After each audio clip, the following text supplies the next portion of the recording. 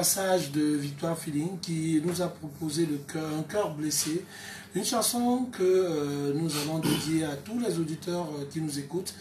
Nous sommes là pour la deuxième partie de cette émission. Vous êtes toujours sur Tous en scène.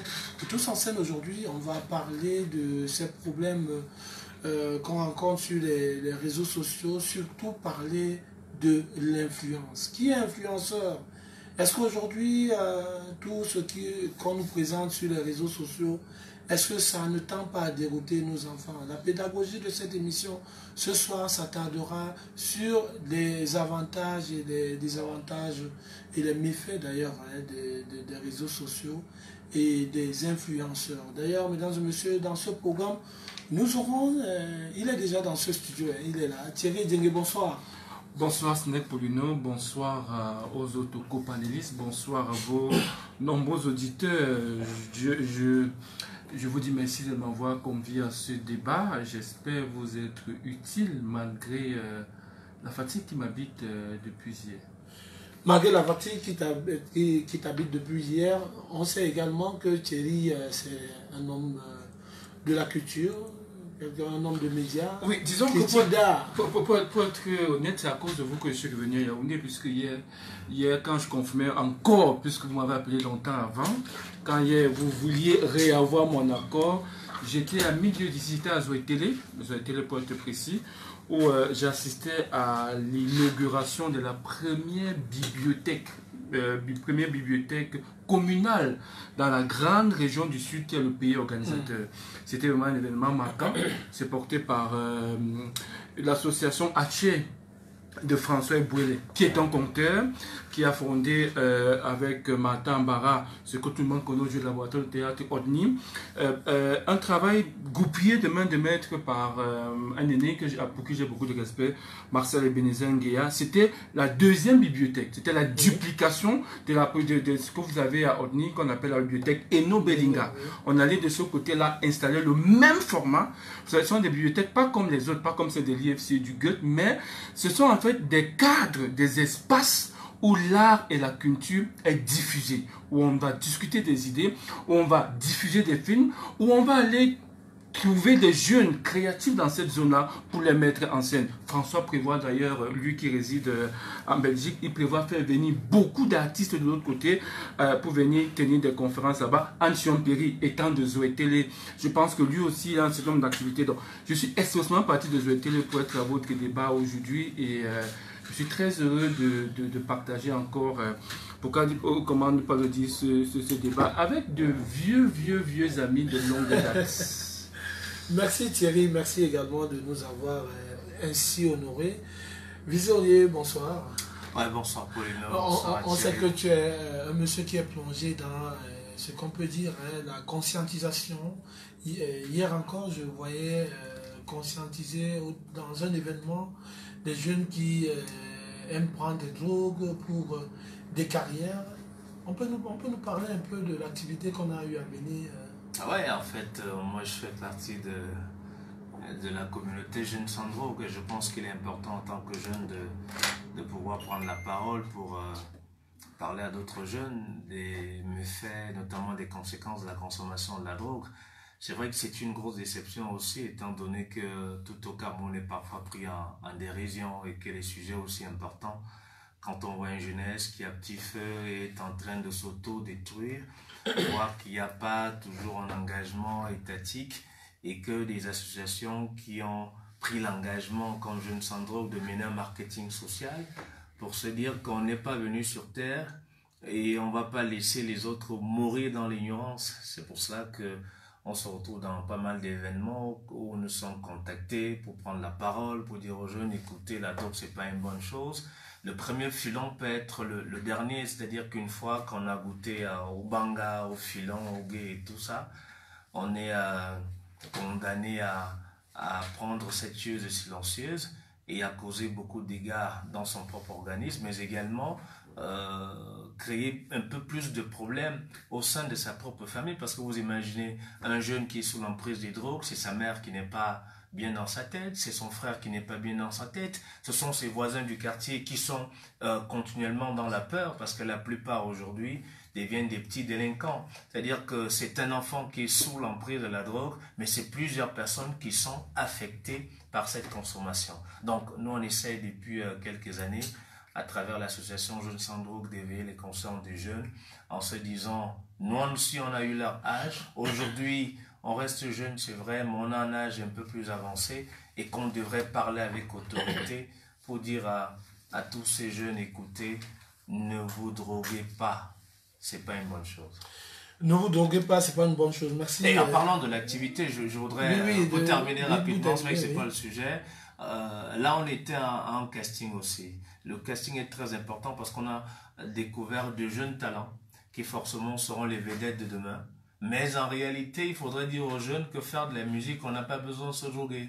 C'est-à-dire que c'est, par exemple, comme je l'ai dit une fois à certains journalistes, vous savez qu'il y a des journalistes qui se droguent pour aller à l'antenne?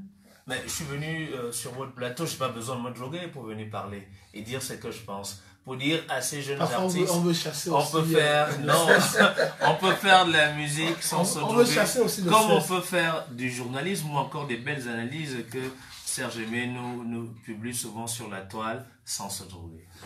Merci Visley. Et Serge Aimé, moi je sais pas, c'est un honneur de t'avoir sur ce plateau, parce que c'est pas tous les jours qu'on parvient à arracher un petit temps. Surtout un vendredi soir.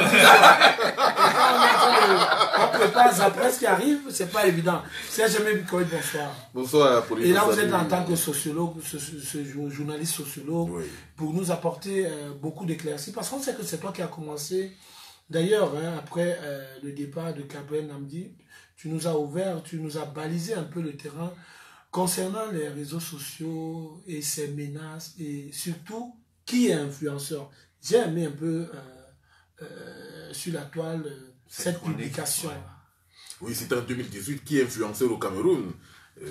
J'avais décidé de travailler là-dessus puisqu'il y avait déjà un débat qui était déjà controversé au sein de l'espace public, que ce soit dans les médias de masse ou bien sur les réseaux sociaux. Et je m'étais dit qu'il faut véritablement travailler là-dessus de manière à pouvoir dissiper un ensemble d'ambiguïté qui règne dans les esprits des uns et des autres, de manière également à pouvoir statuer sur le mot influenceur, parce que d'aucuns avaient toujours la perception populaire de ce concept.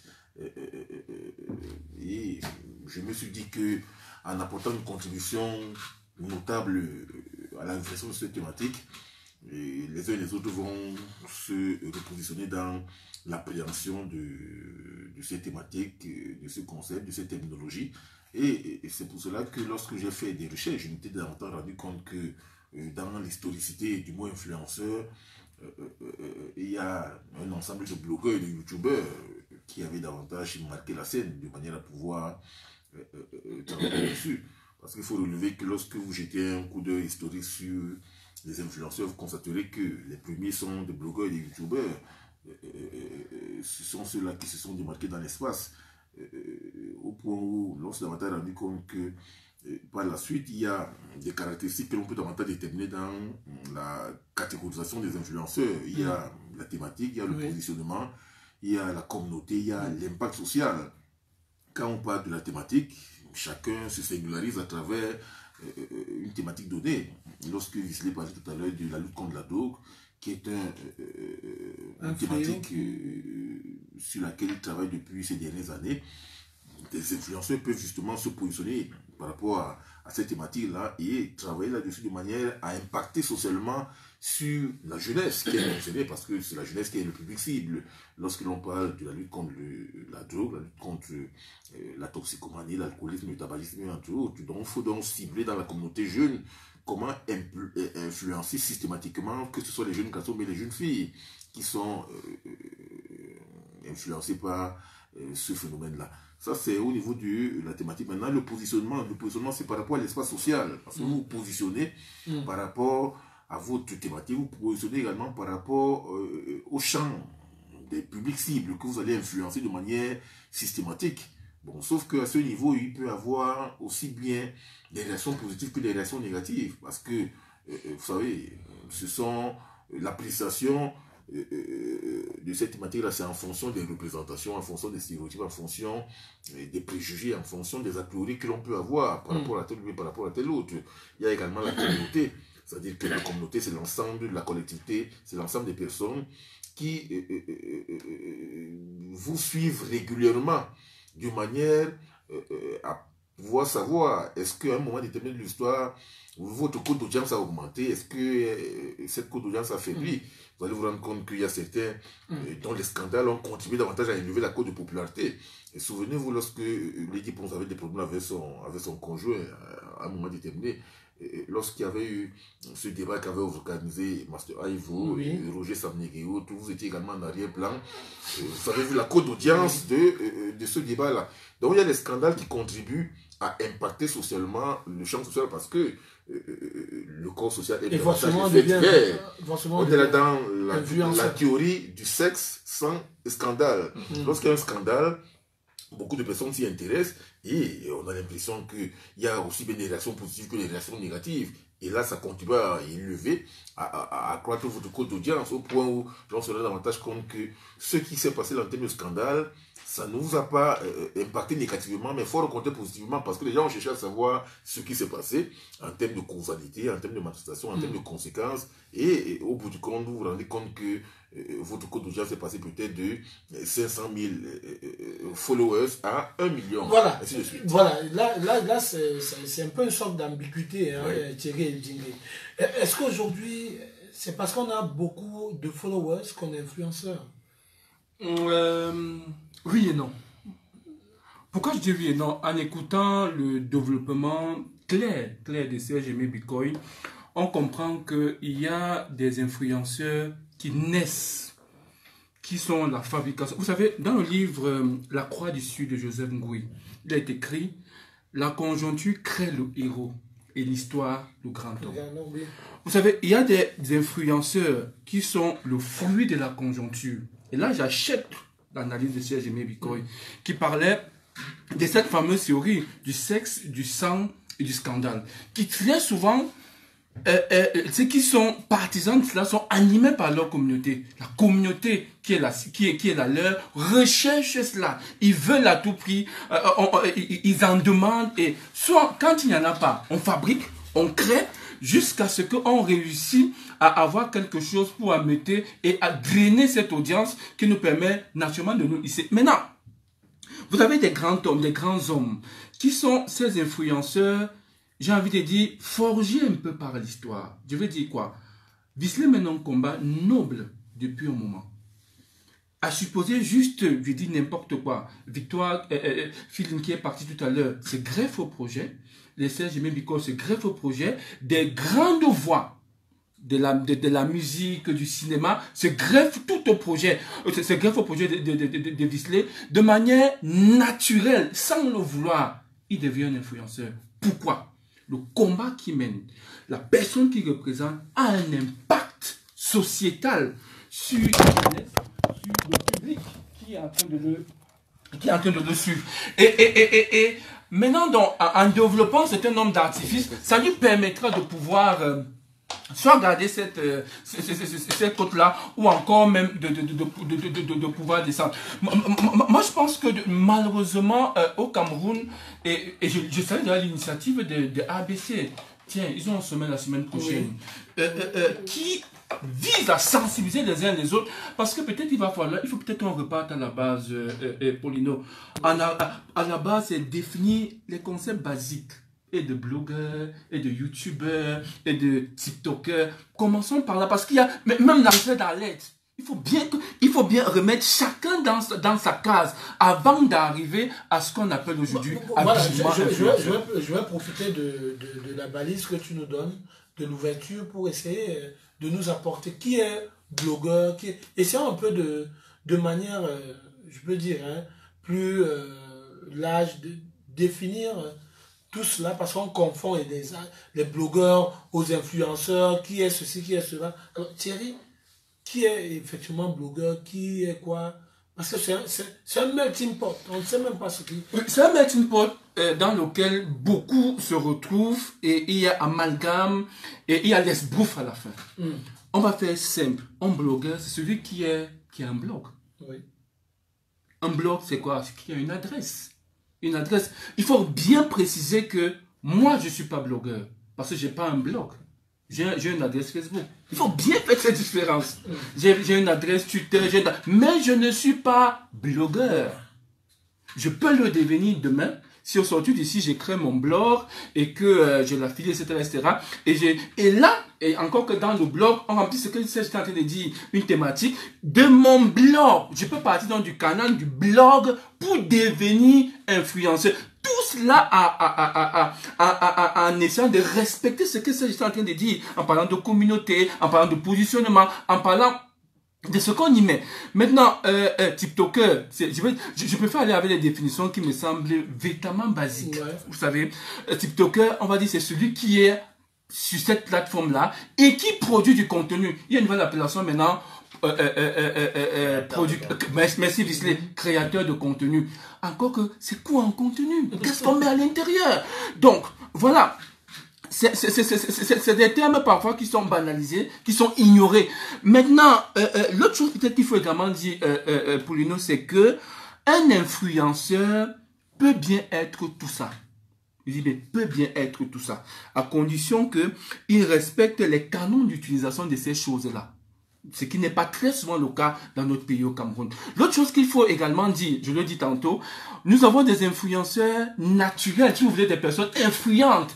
Carrette Fousso, par exemple, est influenceuse. J'ai envie de dire, comment elle s'appelle? David Eboutou est devenu influenceur. Ne me demandez pas pourquoi. Celui qui lance le fameux mot d'avion. Oui. Le fait que les gens ont suivi cela, le fait que la presse en a parlé, ça fait de lui ipso facto. Sa cote a augmenté. Sa cote il est de facto un influenceur. Maintenant, est-ce à savoir, il faut maintenant revoir les canons, etc., les outils qu'il utilise pour pouvoir influencer, et qu'est-ce qu'il met à l'intérieur pour que ça atteigne sa cible.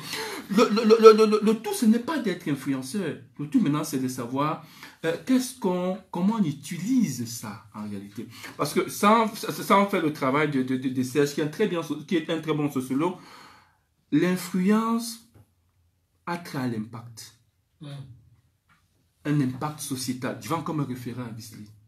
Vous savez, malheureusement, dans notre pays, au Cameroun, nous avons des artistes qui s'autoproclament des choses parfois qui ne sont pas. Il y en a qui sont des défenseurs des femmes, mais jamais dans leurs chansons, vous ne voyez des causes féminines à l'intérieur. Jamais lorsqu'il y a des féminicides, vous ne les suivez pas prendre de la voix de manière officielle, soit pour s'opposer, pour... Quand on a un influenceur, on est conscient qu'on a de l'impact sur les gens. Et de telles personnes soignent leur langage, soignent leur tenue, soignent même l'ensemble des éléments qui constituent leur personnalité parce qu'ils savent qu'ils sont sur la sellette. Ce n'est pas le tout venant, ce n'est pas le carrefour où on expose ses avoirs, sa gloire et son pouvoir. Loin de là. On sait qu'on est désormais, on a une responsabilité dotée d'une mission. Une mission, j'ai envie de dire, sacerdotale, parce qu'on devra rendre compte. Peut-être pas à Dieu, mais à la société qui a fait de nous ces personnes-là. La même société peut également vous ramener au statu quo ante. Merci, Thierry. Alors, Visley, voilà, il y a des créateurs de contenu, il y a des artistes, il y a des acteurs de cinéma, il y a tout cela, on les appelle influenceurs. Mais est-ce que c'est pas des abus pour parfois...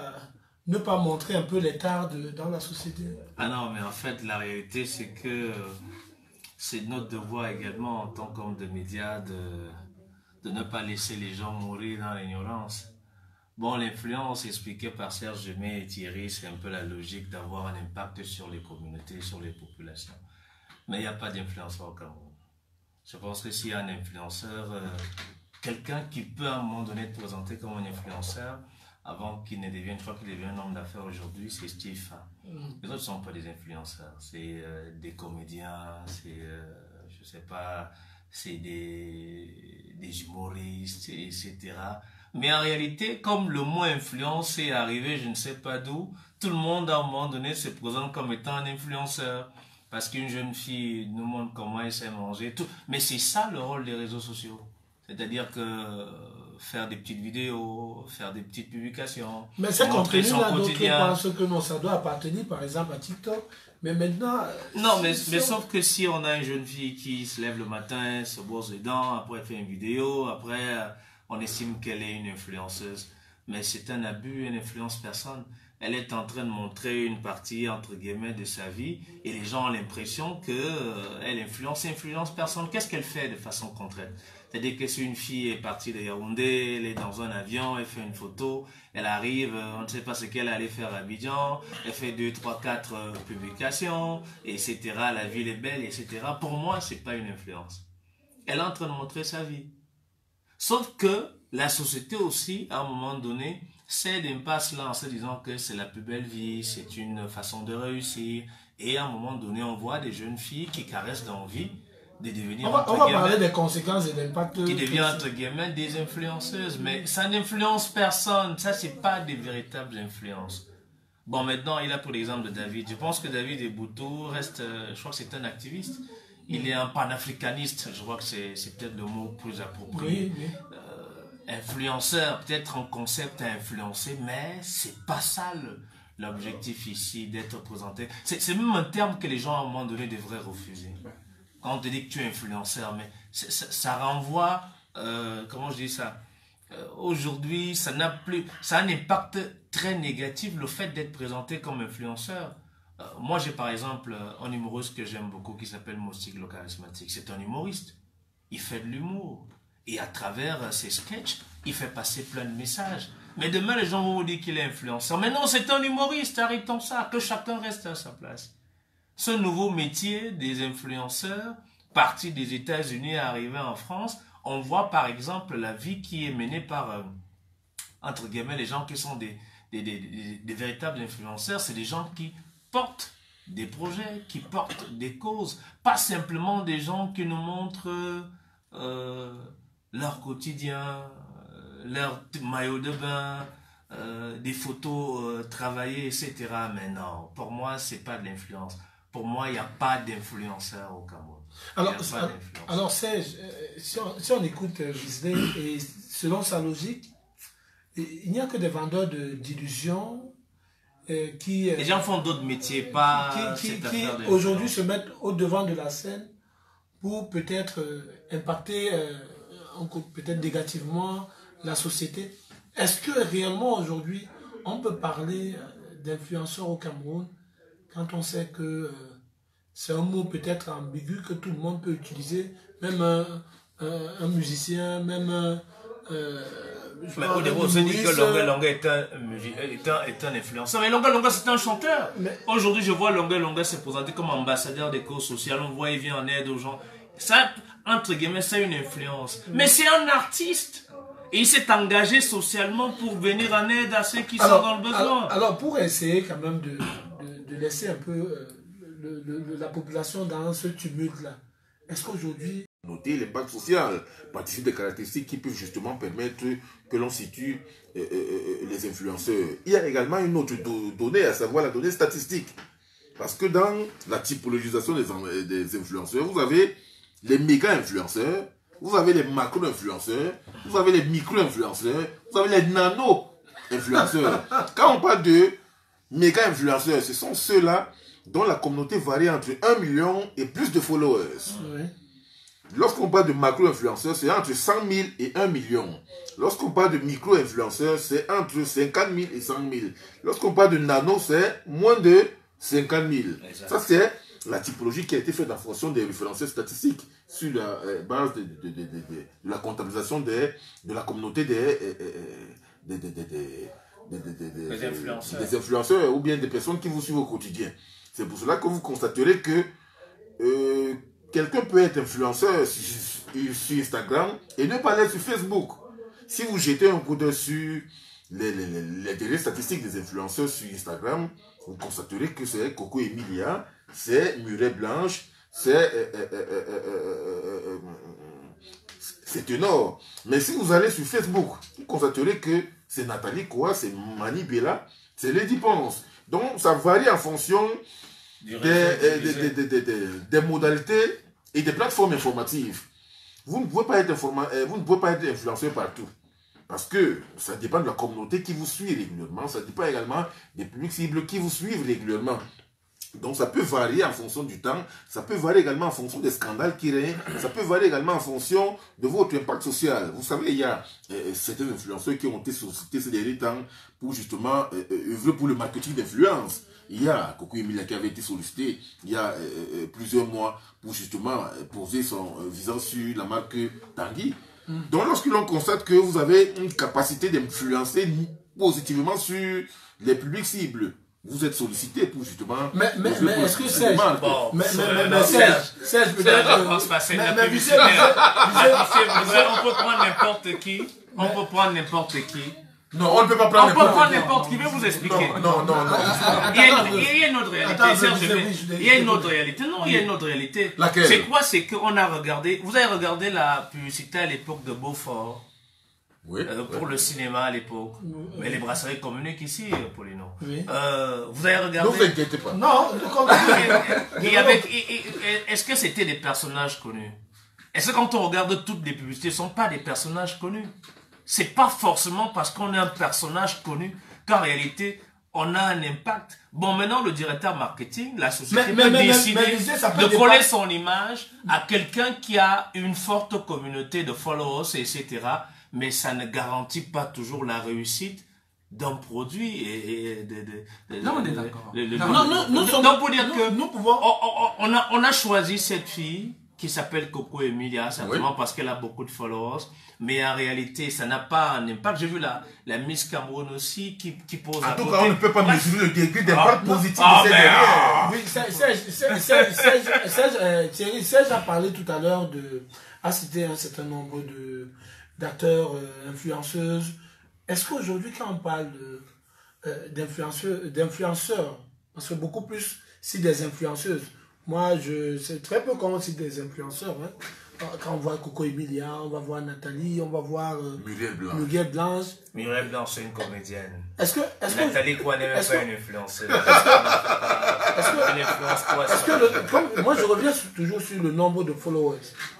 Est-ce qu'aujourd'hui, on ne tend pas à pervertir parfois la société à travers le terme influenceur? Parce que nous sommes là, les influenceurs là sont là pour impacter. Mais quand je dis impacter, c'est positif. Écoutez, malheureusement, on est en train de pervertir cette appellation. Il faut le préciser, qui n'est pas encore codifiée au Cameroun. C'est ça. Effectivement. Ça tombe bien. On va sortir par là. Ça tombe bien. En France, il faut quand même... On parle d'une certaine licence. Hein. Ouais, ça tombe bien. Serge Emerico et moi, nous couvrons la session parlementaire à l'Assemblée nationale. Serge va me corriger si je m'abuse. On a, je crois, 7 projets de loi qui ont été déposés jusqu'à date. Oui. Aucun ne porte là-dessus. Serge va me corriger si je me trompe. Il y avait les questions orales aujourd'hui. On n'a pas interpellé un ministre que sur cette question qui heureusement semble avoir le vent en poupe. C'est pour dire que les autorités eux-mêmes, soit elles sont ignorantes de cette affaire-là, soit donc elles laissent faire exprès, soit elles le font à dessein.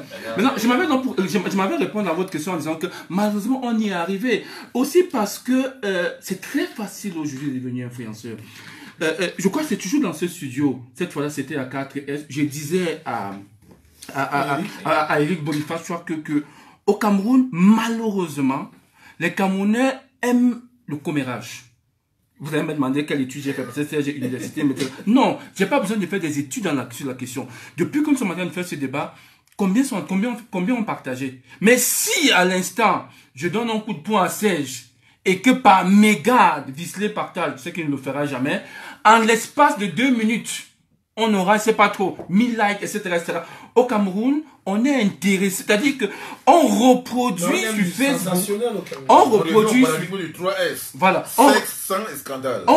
sur Facebook notre quotidien. Le quotidien du Camerounais, c'est qu'il aime, il adore les scandales, il adore le sang. Voilà, il adore ces 3 S. Et du coup, qu'est-ce que les gars font pour avoir cette communauté qui permet de pouvoir faire une certaine catégorisation des influenceurs? Ils créent, ils donnent au public, malheureusement ce que le public veut. Vous avez des gars qui sont devenus subitement, je suis d'accord avec toi, non, qui sont devenus des personnes influentes,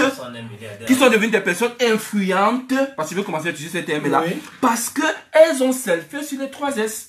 Malheureusement, il n'y a pas derrière un construit social, il n'y a pas derrière un combat, il n'y a pas derrière quelque chose il n'y a rien du tout, voilà, quelque chose qui permettra à la personne de pouvoir entrer dans les annales de l'histoire. Et là, je suis d'accord avec Visley, parce que vous savez, en principe, une personne influente, c'est une personne qui est capable, à cause de son aura, à cause de sa popularité, à cause de sa communauté, d'orienter des personnes pour pouvoir soit adopter un style de vie, soit adopter un style de comportement. Mais il se trouve que ceux et celles que nous avons au Cameroun passent le temps à nous enfumer de leur vie, encore que, ou alors de leur style de vie, encore que on a du mal à faire une certaine traçabilité de leurs avoirs. Vous savez, dans des pays où c'est sérieux, on connaît combien gagne l'influenceur. Parce que très souvent, c'est des contrats avec à gauche, c'est des contrats à droite, et ces contrats sont connus. Mais vous avez des mecs qui roulent carrosse,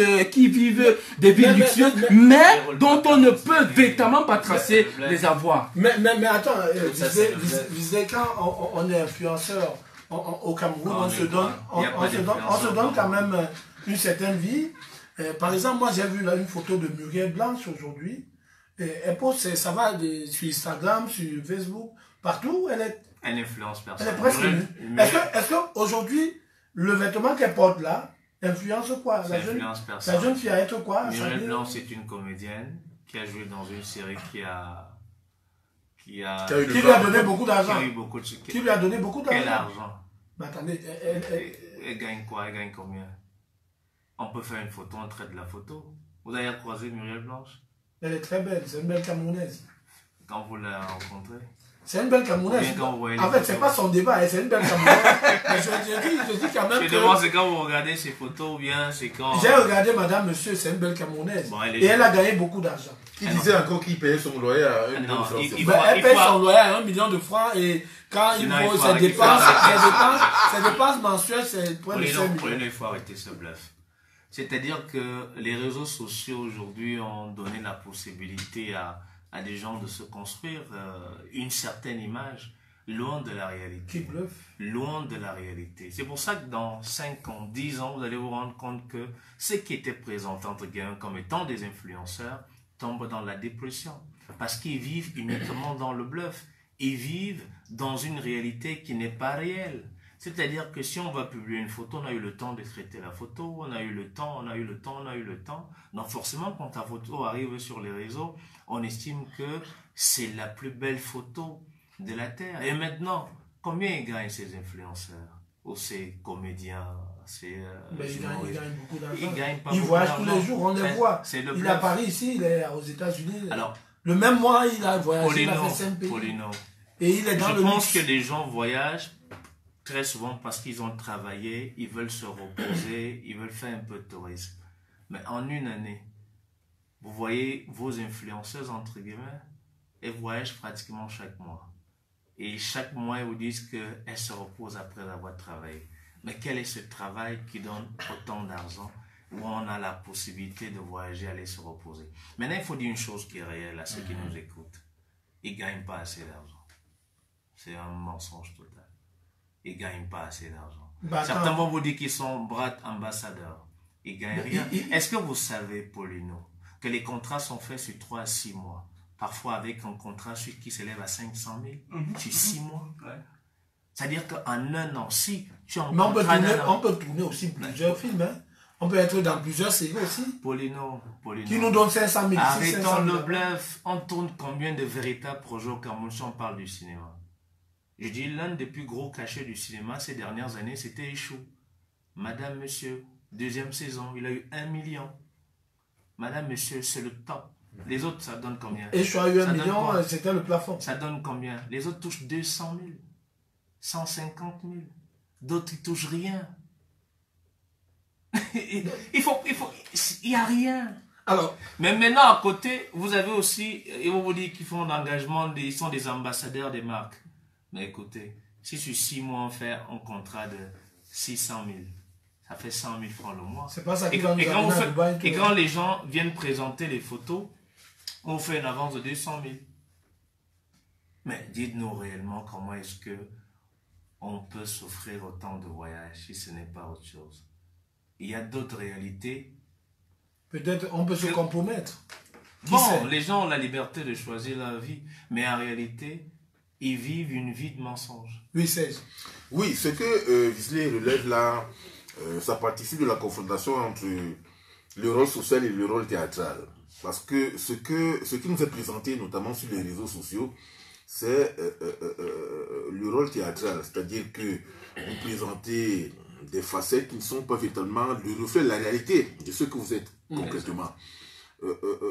Il y a ce problème. C'est pour cela que vous allez vous rendre compte que bien de jeunes aujourd'hui vont être embarqués par ces modèles, par ces contre-modèles que l'on peut davantage relever, parce que au-delà de l'image que vous voyez sur les réseaux sociaux, qui transparaît comme quelque chose de bien, d'honorable, de digne, de clinquant, de sublime, se cache un ensemble de réalités qui sont officieuses, qui ne sont pas visibles. Et c'est la raison pour laquelle on peut davantage être aveuglé par un ensemble de choses. Lorsque les uns et les autres sont sublimés par tel ou bien par tel, vous ne savez pas, au-delà de ce qui est présenté, ce qui se cache derrière. Parce que c'est pour cela que j'avais également publié à une certaine époque la tribune libre portant sur la prostitution sur Internet, le porte-à-porte. Le porte-à-porte. Voilà. Et j'avais découvert que, au-delà des images positives qui sont présentées par un ensemble de modèles, que ce soit parmi les stars de la musique, du sport, du cinéma, entre autres, derrière ces modèles-là, vous constaterez qu'il y a certains qui pratiquent véritablement la prostitution à grande échelle. Les hommes comme les femmes. Voilà. Parce que dans les pays étrangers, c'est un métier qui est comptabilisé, qui est rémunéré, et ce sont des professionnels qui gagnent davantage d'argent. Et vous allez vous rendre compte que ces soi-disant vitrines sociales qui sont sur les réseaux sociaux ne vous présenteront jamais la facette de la prostituée, ne vous présenteront jamais la facette de déviante sociale, ne vous présenteront jamais la facette du call girl.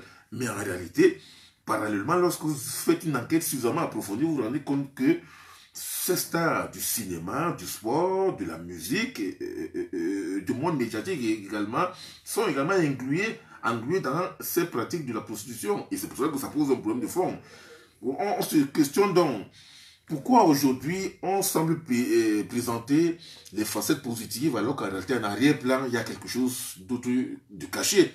Parce que lorsque vous cachez véritablement la véritable réalité, c'est là où on se rend compte que vous êtes en train de tromper la masse sociale, la masse juvénile qui vous suit. Parce que c'est pour cela qu'il faut interpeller davantage la conscience juvénile. Ces jeunes-là qui passent le temps à suivre de manière régulière, voire de manière permanente, ces soi-disant modèles de référence, ces soi-disant vitrines qui sont observées sur la toile, il faut faire attention. Parce qu'il faut véritablement sonder et fuiner dans leur vie. C'est là où vous vous rendez compte que, au-delà de l'officiel, il y a l'officieux. Au-delà de l'apparent ou bien du superficiel, il y a le cachet derrière. Et c'est dans ce cachet qu'il faut véritablement voir des véritables réalités. Parce que lorsque l'on parlait tout à l'heure d'un ensemble de figures, que ce soit masculines ou féminines, on sait qui ils sont. Lorsqu'on sait que telle est comédienne, tel est humoriste, tel est artiste, tel est chanteur, mais on ne connaît pas leur distribution. Mais en arrière-plan, vous ne savez pas véritablement ce qu'ils font. C'est pour ça que je vous parlais tout à l'heure, ça c'est le rôle social. Mais en dehors de ce rôle social qui est connu de tous, à savoir que votre rôle social c'est d'être humoriste, d'être comédien. Dans 2 avions. La vie ne se limite pas à aller manger dans un restaurant chic. Mais on n'a pas besoin de s'épanouir, non? Écoutez, et faites croire aux gens qu'on a réussi. Est-ce que vous savez que ce que vous présentez comme influenceur souffre énormément? Il souffre comment? Parce que en réalité, comment tu voyages, tu souffres? Et c'est comme j'ai aimé la publication du comédien, comment il s'appelle? C'est Daniel Sang. J'ai aimé ça en disant que le plus difficile, c'est quand on t'appelle boss au président au quartier.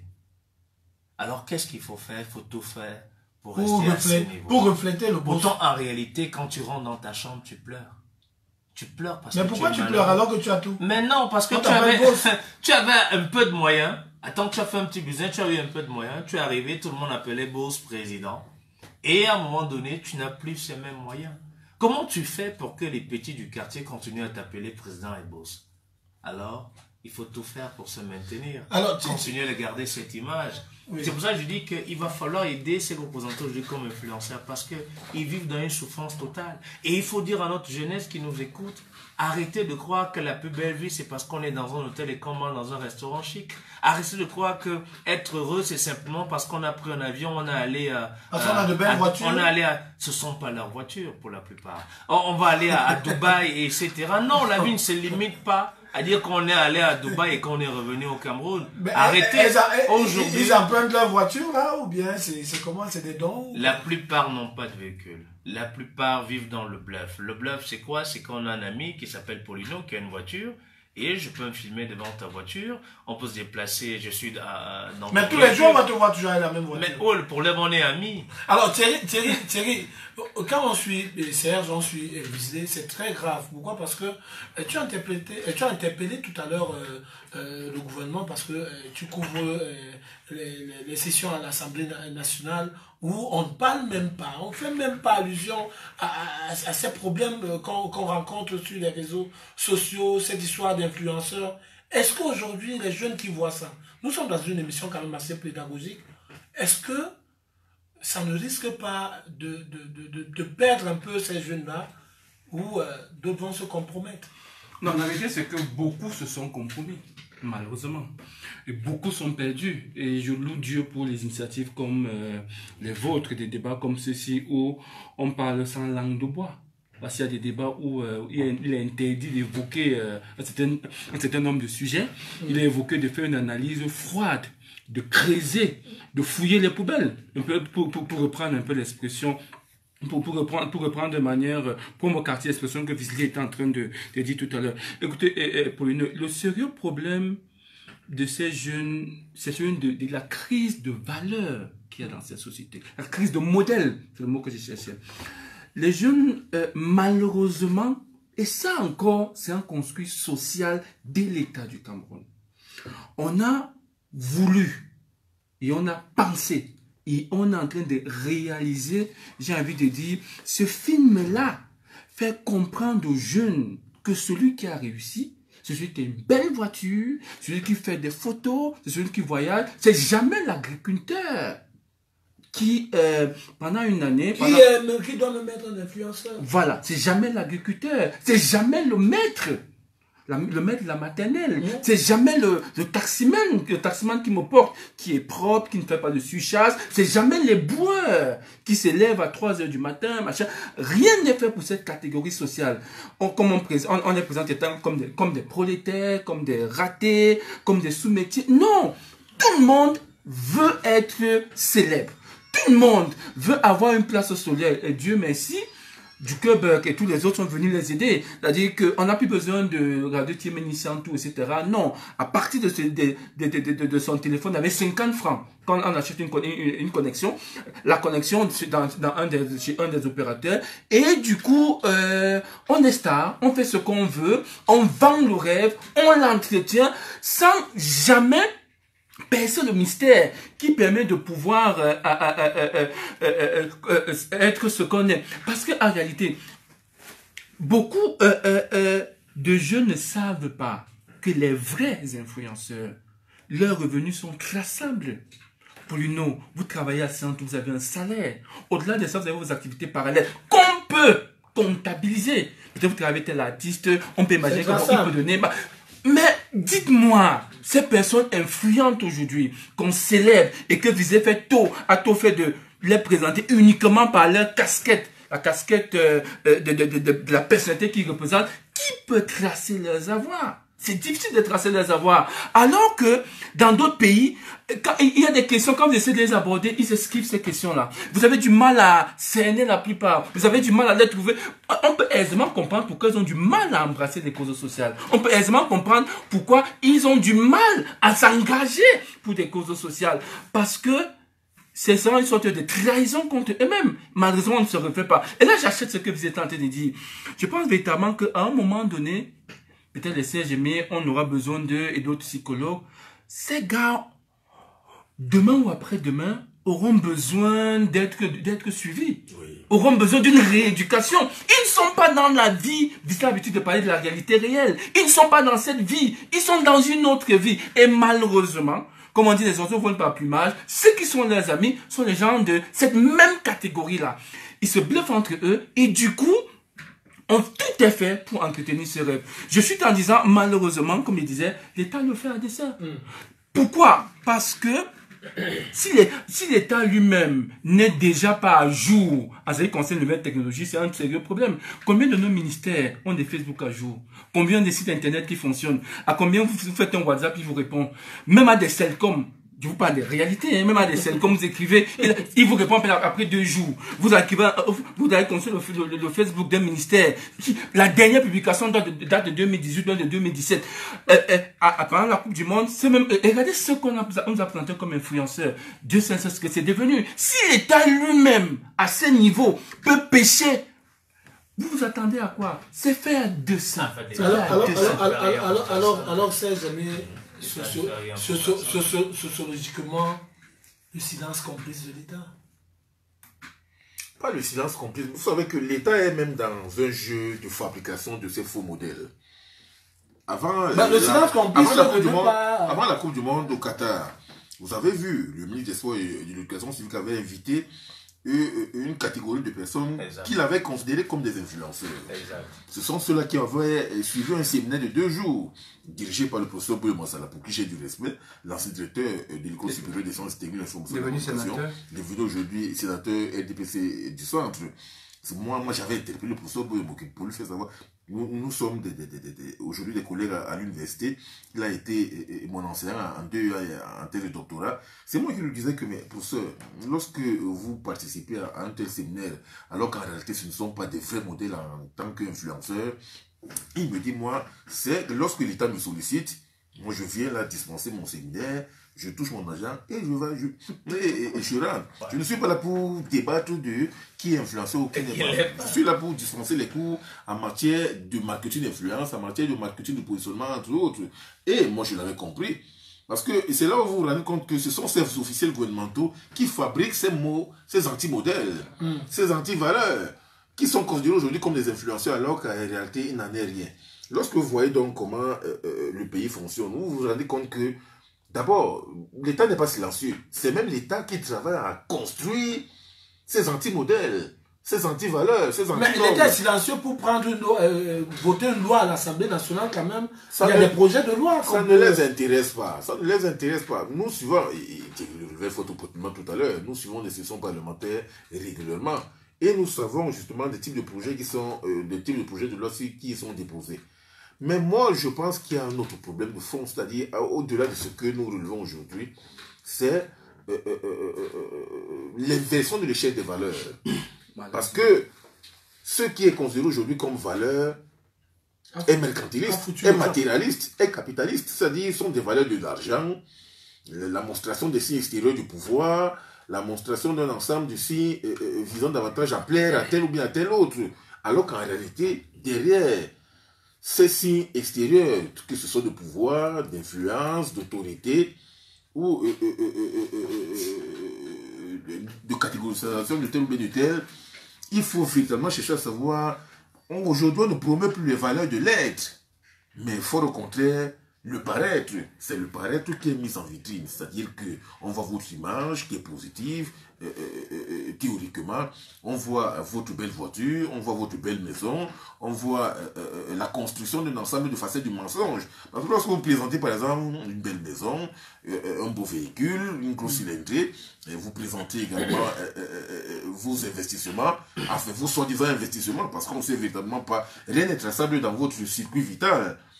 On ne sait pas véritablement ce que vous avez comme gain sur le plan financier, même si on peut comptabiliser cela à travers votre statut de comédien, d'humoriste, d'artiste, d'auteur-compositeur ou bien de journaliste, d'animateur, mais on ne sait véritablement pas comment on peut comptabiliser de manière traçable vos biens, parce que ce que vous présentez ne reflète pas la réalité des faits. Aujourd'hui, ces vertus, ces valeurs du paraître sont mises en vitrine au détriment de l'être. Parce que ce que nous devons davantage éduquer pour les générations actuelles, ce sont ces valeurs de l'être, la dignité, l'honorabilité, le respect de soi et d'autrui. Les valeurs urbaines. Les valeurs urbaines, parce que véritablement, c'est ce qui a contribué davantage à solidifier notre société. Lorsque nous étions dans nos familles, ce sont nos parents qui nous véhiculaient un ensemble de modèles avant que les réseaux sociaux ne viennent envahir l'espace. Or, aujourd'hui, vous constaterez qu'avec l'avènement des technomédias, avec l'avènement des réseaux sociaux, le monde a changé. C'est-à-dire que ce n'est plus le maître, l'agriculteur, les bois, le pisciculteur, qui sont considérés comme des valeurs émergentes. Mais c'est faut raconter celui qui a de l'argent. Et regardez comment fonctionnent nos familles. C'est-à-dire que c'est celui qui a l'argent, même s'il a un cadet social, c'est lui qui est valorisé. Comparativement à nous autres qui sommes des aînés, qui avons nos diplômes, nous aurons beau diffuser des discours qui sont essentiellement savants, qui sont conscientisants, mais si vous avez un cadet social qui a plus de l'argent que vous, c'est lui qui sera mis en vitrine. On le vit dans nos familles. Or, en réalité, c'est nous qui sommes les véritables éducateurs. Vous avez donc, on vit donc aujourd'hui le phénomène de l'inversion de l'échelle des valeurs, où véritablement c'est celui qui a l'argent, bien qu'il soit petit, qui est valorisé, comparativement à celui qui a son savoir, qui contribue de manière pérenne, de manière quotidienne à éduquer les uns et les autres, mais c'est lui qui est rabaissé parce qu'en réalité, il n'a pas d'argent et on le met aux arrière-plans. Voilà. Alors, vous disiez, quand on voit tout ce que Serge, Thierry, y compris toi-même, aujourd'hui, est-ce que ces valeurs-là que les jeunes perdent, est-ce que ce bluff-là qu'on a l'habitude de vendre sur les réseaux sociaux, ça n'a pas d'impact négatif, je peux dire, dans le fonctionnement peut-être de la carrière, de la carrière par exemple académique d'un enfant? Aujourd'hui, très peu d'enfants ne peuvent te prendre le téléphone pour parler par exemple des devoirs, ou bien c'est toujours de TikTok, c'est toujours voir comment est-ce que Coco Emilia, son mariage était... Est-ce que ces cas-là ne poussent pas la jeunesse aujourd'hui à la perdition? En fait, tu as parlé tout à l'heure de Coco Emilia. Je veux dire que la plupart des gens qui sont arrivés sur les réseaux pour présenter leur couple ont connu les échecs. Parce que ce que les gens ne savent pas, c'est qu'il y a une certaine énergie négative qui rôde sur Internet et sur les réseaux. Moi, personnellement, la vie est belle. Je me suis retrouvé dans une publication en train de dire, mais c'est pas normal, quand on peut en être cher, on doit quand même être sobre. On doit pouvoir. Et il y a une petite masse de quelques personnes. On a échangé pendant des heures. On s'est dit tout et n'importe quoi, parce qu'à un moment donné, tout le monde a son téléphone et il peut dire ce qui passe dans son cerveau. Paulino, les gens que vous présentez comme étant des influenceurs ont un impact sur la société. Mais c'est un impact négatif. Parce qu'aujourd'hui, comme Serge me le disait, on est sorti de la valeur qui voudrait qu'on se dise qu'on va faire de belles études et par la suite, on va pouvoir s'en sortir dans la vie. Si c'est vrai que l'État a sa part de responsabilité, que l'État devrait trouver l'emploi à tous ces jeunes qui ont fait de brillantes études ou bien qui veulent même entreprendre et qui ont besoin de financement. J'ai regardé l'interview hier d'un célèbre chanteur africain sur une télévision ivoirienne qui s'appelle, nouvelle chaîne ivoirienne, il s'appelle Assalfo. Et Assalfo vient d'avoir un diplôme dans une grande école en France. Et alors, il est interviewé et il dit que l'école, c'est la vie. Il a connu un succès interplanétaire. Il a fait les 4 coins du monde. Mais il avait toujours l'impression qu'il lui manquait quelque chose. C'est pour ça qu'il a décidé de repartir à l'école. Lui qui a connu le décrochage de l'école en classe de terminale. Hein. Le gars dit qu'il était obligé de repartir à l'école. Aujourd'hui, il se sent un homme accompli. Il est reconnu, mais aujourd'hui, il a un certificat qui lui donne la possibilité de prendre la parole en public et de parler avec autorité. Si on va se limiter dans un pays comme le Cameroun, où ceux qui nous dirigent ont décidé de laisser ces jeunes s'auto-construire sur les réseaux et présenter comme des modèles, quand une jeune fille commence à vendre son corps pour avoir un peu d'argent, elle fait le tour de tous les réseaux, tout le monde voit sa nudité. Quelques jours après, on voit des structures privé qui décide de s'engager auprès de cette jeune fille, tu comprends qu'on a tout perdu. Ça veut dire qu'elle influence aussi. On a tout perdu. Elle influence quand même. On a tout perdu. Vous avez parlé tout à l'heure de la France. Quand même. Vous avez parlé tout à l'heure de la France. Les États-Unis ont essayé de réglementer le secteur des influenceurs.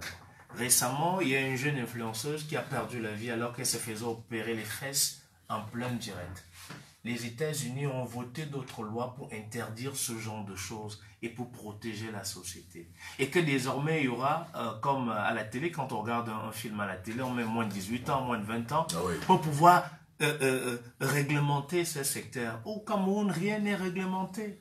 C'est pour ça qu'on est libre de dire que ceux qui nous dirigent sont complices de ce qui se passe. Parce que quand on s'intéresse à une fille qui fait 3 voyages en un mois, qui poste des photos en bikini, etc., les mecs sont en train de détourner l'argent. Ils ne suivent pas la construction de l'autoroute. Ils sont nulle part. Paulino, ils sont nulle part. Quand on voit aujourd'hui des jeunes qui passent d'une classe à une autre classe, on m'a dit l'autre jour, j'étais à une école primaire pour parler des méfaits de la drogue et on nous parlait de la promotion collective. Et la directrice nous faisait savoir que ici on ne doit pas redoubler. On doit pousser les enfants qui ont 7 de moyenne. Mais les gars n'ont pas le temps. Alors on se bat. Et moi je me suis dit, écoutez, je pense que moi je suis un jeune. Moi je vais prendre la parole sur certaines questions qui disent que je suis un frustré, un aigri, que je suis pauvre. Je dis, mais ça c'est votre problème. Je vais vous dire ce qui se passe. Paulino, pour terminer, ma dernière prise de parole. Non, c'est pas la dernière prise. On va revenir pour des propositions. Paulino, la plupart des influenceurs, dont les comédiens, tout ça, etc., sont invités dans ces voyages par des particuliers. Mener des enquêtes. J'ai dit 4,5 sur 5 sont invités par des particuliers. Ça veut dire que moi, je suis aux États-Unis. Je suis aux États-Unis. C'est le good. J'estime que j'ai beaucoup d'admiration pour le travail que tu fais. Alors je décide. Mais ils vont en mission pour partager un peu des... Je décide de te faire venir aux États-Unis. Il y a des gens qui font dans le cosmétique, qui voyagent aussi pour aller apprendre un peu de l'autre côté. C'est une complémentarité. Ils sont invités parfois dans les séminaires. Quel séminaire? Parfois. Séminaire de quoi? Malheureusement, on n'a pas les images. Ah bon? Ils n'apprennent rien.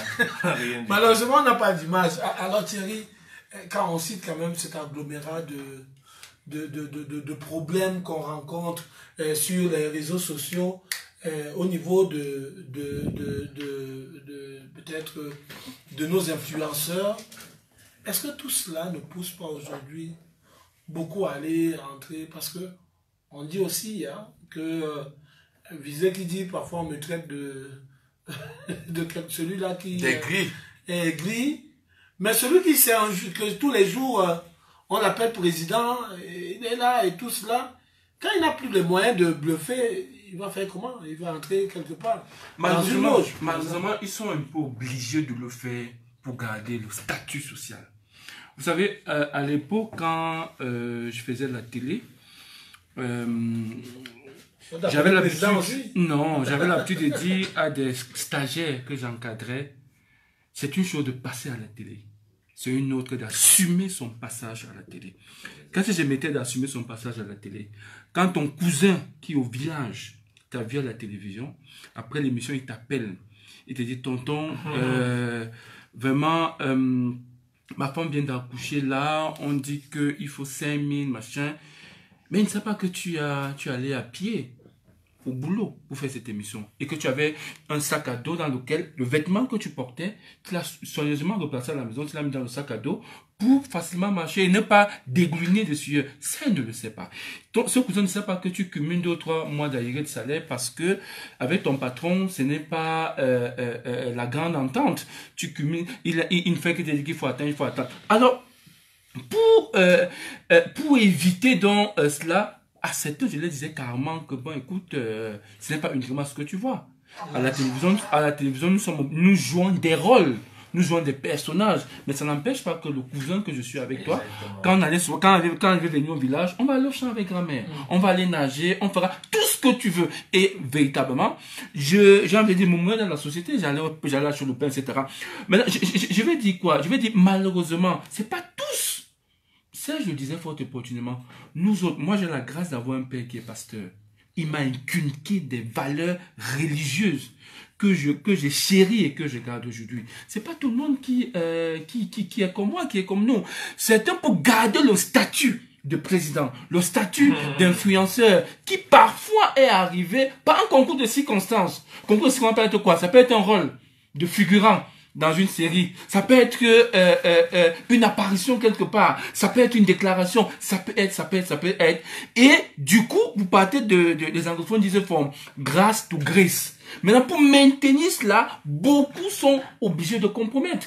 Et dans cette compromission, ça devient très délicat. Mais n'oublions pas également que tout à côté de ceux qui compromettent, il y a quand même une autre classe qui, Bisley l'a dit également, des gars qui vivent, j'ai envie de dire, de la générosité et de la générosité de leurs fans. C'est-à-dire que, sauf que, ils ne disent pas aussi la vérité. La générosité, quelqu'un peut venir t'offrir quelque chose Oui, gratuitement comme ça? oui, c'est-à-dire qu'il a pris, c'est-à-dire qu'il vous écoute Paulino, il écoute cette émission, il estime que bon, Paulino fait une émission un peu tard, je vais lui offrir un véhicule. Et Mais sauf que... il a aidé d'abord son cousin au quartier à côté. Laissez-moi y aller, laissez-moi y aller. Ouais. Il décide d'offrir à Paulino un véhicule, mais sauf que, qu'est-ce que Paulino fait? Il dit, le véhicule que j'ai acheté à tel nombre de millions, machin, le vêtement que je porte ici. C'est là où le bas blesse à ce niveau-là. C'est-à-dire qu'il ne dit pas ce que j'ai si vient de ceci, vient de cela, et pour entretenir plus tard, il est obligé de virer. Non, là, je suis d'accord avec vous. Il faut que les gens qui nous écoutent le suivent, le sachent. Beaucoup de ceux-là qu'on présente comme des personnes influentes, pour maintenir leur statut, sont obligés de se compromettre en entrant dans les loges, en entrant dans des choses compliquées. Voilà pourquoi un certain nombre de choses que tu faisais avec ton camarade de classe, camarade de banc, camarade d'enfance, vous ne pouvez plus le faire. Tu as entendu, j'ai pas le temps, hein, je suis pas dans la vie. Non, parce qu'il a peur que tu découvres ce qui se cache derrière. Alors, jamais, on ne peut pas loger dans une maison d'1 million de francs chaque jour, avoir des dépenses de près de 5 millions par mois. Je dis 1 million le mois, hein, nous la maison 1 million le mois, et ses charges et tout ça, ça fait près de 5 millions par mois, sans avoir un terrain, sans avoir par exemple... Est-ce que c'est d'abord vrai? sans avoir un terrain, sans avoir une vrai? maison, est-ce que sociologiquement parlant, ça n'a pas trait à une main noire cachée, quelque chose? Entre ce qui est dit et ce qui est palpé, il y a un fossé. Bon, on voit les voyages les tout le discours, temps, on voit... entre les discours et les faits, il y a un schisme qu'il faut véritablement chercher à comprendre. Est-ce que l'argent qu'on nous donne là, est-ce qu'on nous demande de dépenser seulement cet argent là-bas sans que cet argent puisse produire quelque chose? C'est aussi ça. Il y a des contraintes des cercles ésotériques. Lorsque vous y appartenez, il y a un ensemble d'obligations auxquelles vous devez vous conformer, de manière que vous soyez un fidèle qui n'aura pas de problèmes. Mais si vous enfreignez ces normes, ces règles et leurs valeurs, sachez que vous allez subir des conséquences préjudiciables qui pourront advenir. C'est la raison pour laquelle, lorsque vous suivez la théorie être heureux et mourir jeune, ça ne vient pas de loin, ça n'est pas ex nihilo, ce sont des réalités qui existent. C'est-à-dire que on vous a peut-être initié de manière naïve, de manière inconsciente, mais vous n'avez pas mesuré l'ampleur des conséquences ou des incidences qui pourraient advenir plus tard. Parce qu'en réalité, ce qui vous intéresse, c'est l'immédiat, c'est-à-dire que les espèces sont dans des distributions qui vont vous être offertes, mais en contrepartie, qu'est-ce que vous donnez en retour? C'est pour cela qu'il faut faire très attention lorsque vous décidez par exemple à intégrer un cercle ésotérique, vous ne savez pas quelles sont les conséquences négatives qui pourraient justement advenir. Vous savez, nous voyons comment un ensemble de jeunes vivent aujourd'hui. Nous voyons également les différentes facettes positives qui sont présentées ça et là, mais en arrière-plan, lorsque vous essayez un peu de suivre la façon dont les différents secteurs vivent, constatez que si vous ne faites pas preuve de fidélité, si vous ne faites pas preuve de respect de votre gourou, si vous ne faites pas preuve de respect scrupuleux des contraintes qui vous sont justement présentées, sachez que la conséquence pourra venir. Ça peut être une conséquence pire, notamment la mort. Ça peut également être une conséquence moindre, à savoir la dépression. Lorsque vous voyez aujourd'hui certains jeunes succomber à un ensemble de facteurs liés à la dépression, à la schizophrénie, ou bien à des problèmes cliniques, à des problèmes mentaux, ça pose un problème de fond.